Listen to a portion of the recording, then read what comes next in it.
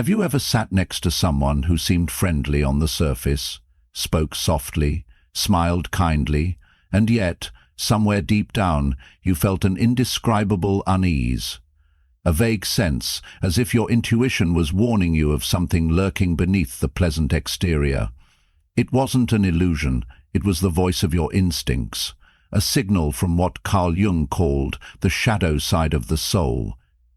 According to Jung, every human being carries a shadow side, a side that is denied, repressed, but constantly seeks to express itself.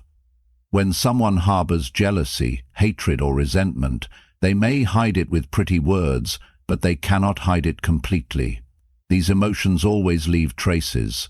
They are revealed in half-truths, in accidental forgetfulness that causes you to miss an opportunity, or even in the fleeting glances you give when you share your success. A stoic person does not seek to combat the darkness of others with anger, but with awareness, with cool, quiet, observant wisdom. For as Marcus Aurelius wrote, "He who does wrong is lost." What is needed is awareness, not anger. Today I'm going to dive into 8 unmistakable signs, subtle yet clear signals, that someone close to you is harboring feelings of hostility, even when they're trying to act normal on the outside. The 8th sign, in particular, can change the way you perceive someone you think you're closest to. If you live intentionally, if you crave inner freedom more than superficial relationships, then recognizing these signs isn't just necessary, it's vital. It's the first step to maintaining your inner peace, staying away from toxic relationships without confrontation. Sign 1.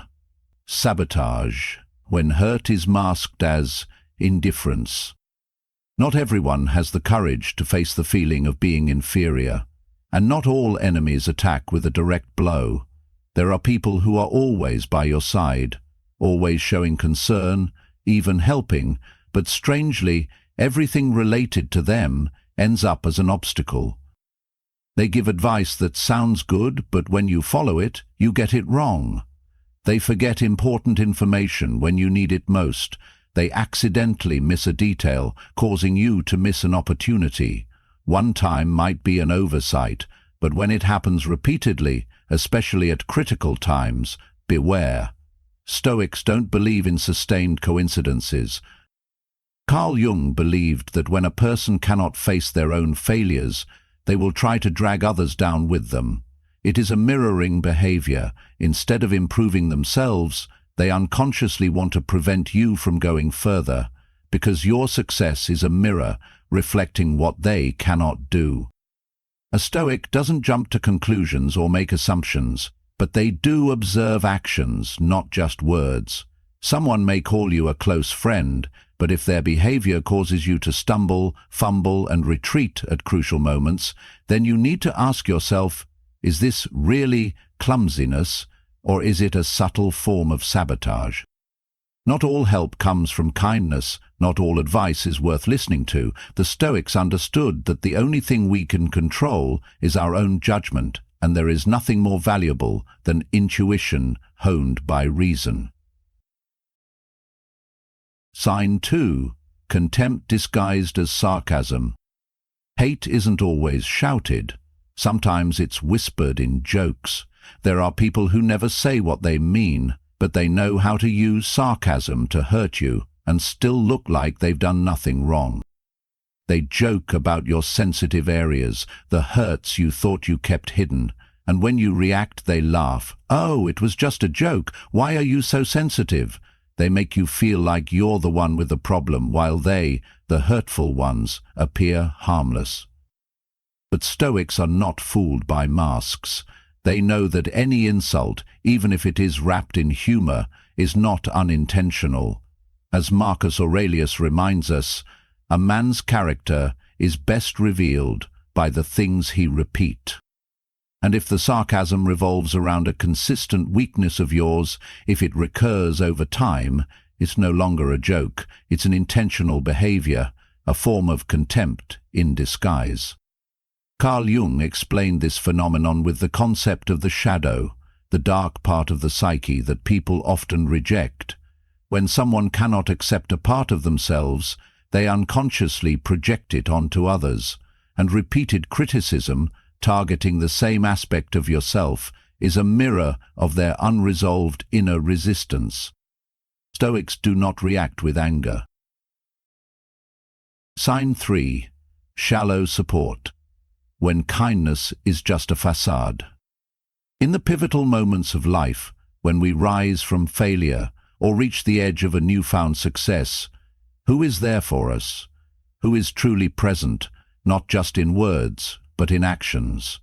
Sometimes, the truth is revealed not by the person you confront, but by the person you think is your best friend. There are people around you who smile, nod, and support you, but then, when you really need a helping hand, they disappear. When you win, they appear indifferent, cold, or awkwardly congratulate you. No anger, no protest, just not there. Marcus Aurelius once wrote, "We are made to cooperate, like the limbs of one body. So do not turn away from each other as if we were enemies." But it is in their cold absence that you begin to understand that there are companions who walk with you only when the sky is clear, and turn away when the rain begins to fall. Carl Jung called this a form of ego dissociation, an emotional distance that prevents people from truly connecting with others. They don't explicitly hate you, but in their minds, your presence, especially when you're happy, triggers feelings of insignificance, unworthiness, or jealousy that they don't dare admit to themselves. For a Stoic, this is not a time for heartbreak, but a time for discernment, not for condemnation, but for redrawing boundaries. You don't blame them for not being able to support you, because no one can give away what they haven't nurtured inside. The Stoics knew that true support need not be loud, it is steady, quiet, and present. But superficiality, even if it is covered with nice words, will sooner or later reveal itself. Sign 4.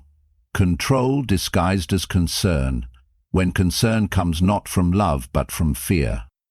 Not all advice comes from a good place. There are people who will tell you that they care about you, that they only want the best for you. But the strange thing is, the closer you get to them, the more disoriented you feel. After each piece of advice, you don't feel stronger, you just feel more self-doubting. It's control disguised as concern. They will criticize your choices, plant seeds of doubt in your mind, and constantly make you feel like, if you don't do what they say, you're doing something wrong. At first you think it's protection, but over time you realize you're locked in an invisible prison called "for you." A Stoic is not so easily manipulated, because they understand an immutable principle: he who cannot control himself will try to control others. Carl Jung explained this phenomenon as an internal fear. People who cannot control their emotions, the chaos in their minds, will try to control their surroundings so as not to have to face themselves. They use you as a crutch to keep themselves safe. By making you dependent, they feel important, but caring is never real if it makes you feel small, if it makes you doubt your ability to make decisions for yourself. Stoics don't get angry at a controller. They don't hold grudges. They just see through it and keep their distance.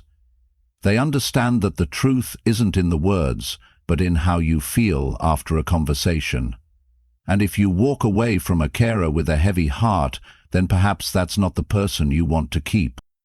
Because true love doesn't bind, doesn't manipulate, doesn't make you doubt yourself. It's a guiding light, not a chain. Sign 5. Silent competition, when admiring eyes hide a silent battle. Not everyone who congratulates you is genuinely happy. There are people who can't stand the thought of you succeeding in a way they had no part in. To them, every victory you achieve is a bitter reminder of what they haven't accomplished, and instead of celebrating, they react by fighting harder. You tell them about a small accomplishment, they immediately mention one of their own. You share a joy, they turn the conversation around. At first you think it's a coincidence, but gradually you realize every joy you have is an excuse for them to show off. Carl Jung wrote that the parts of ourselves that we haven't developed often make us uncomfortable when we see them in others, and in this case, your success brings out their deepest insecurities, that they're not enough, that they're inferior. To soothe themselves, they enter a competition that you never signed up for. A Stoic doesn't get caught up in that game. He doesn't measure his worth by how well he's done, but by how well he's done yesterday. When he sees others react to his success with competition, he doesn't respond with bragging. He simply steps back, keeps his composure, and observes. For a mature mind is not proved by victory, but by the ability to remain unshaken when others try to make waves. Remember, your silent competitors don't hate you because you're bad, they're secretly resentful because you're doing something they can't do.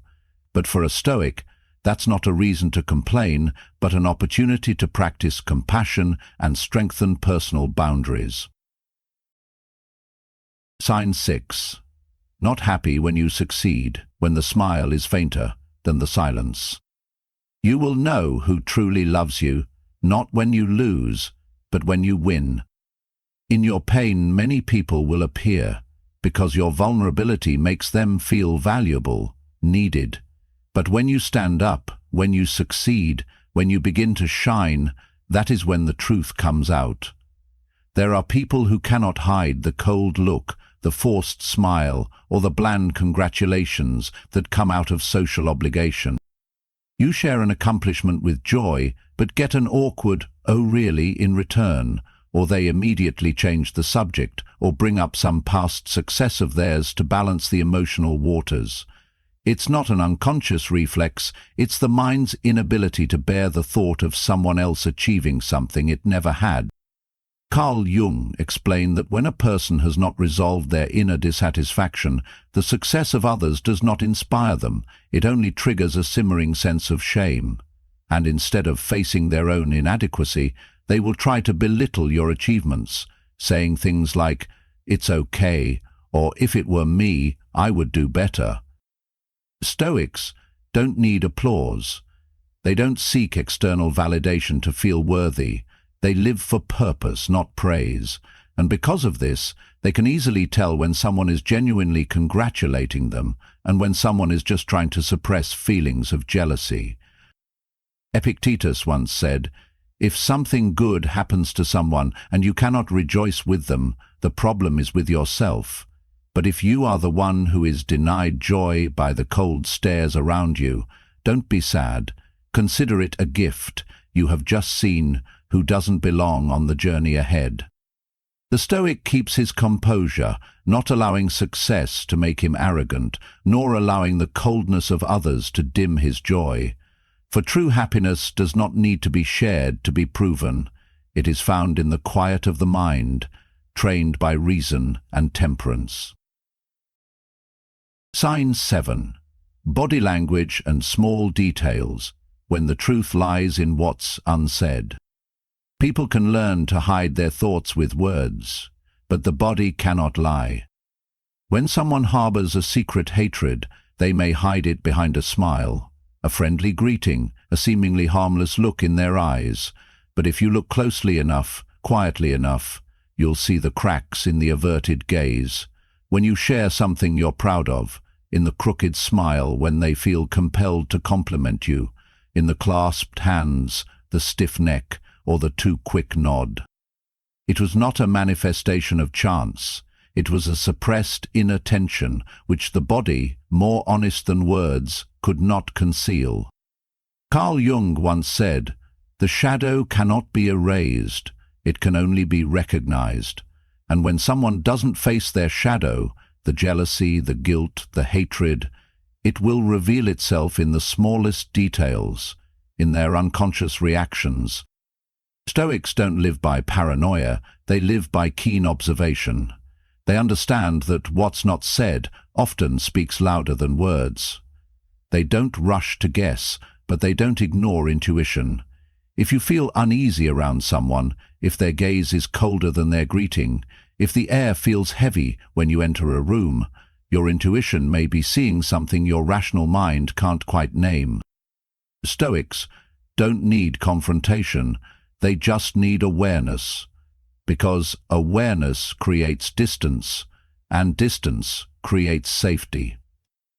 In a world where people wear masks of smiles, silence, eyes and body posture are the only things that remain honest, and a mind trained in silence will always know who you can trust and who you should step out of their shadow before that hidden hatred eats away at your inner peace. Sign 8.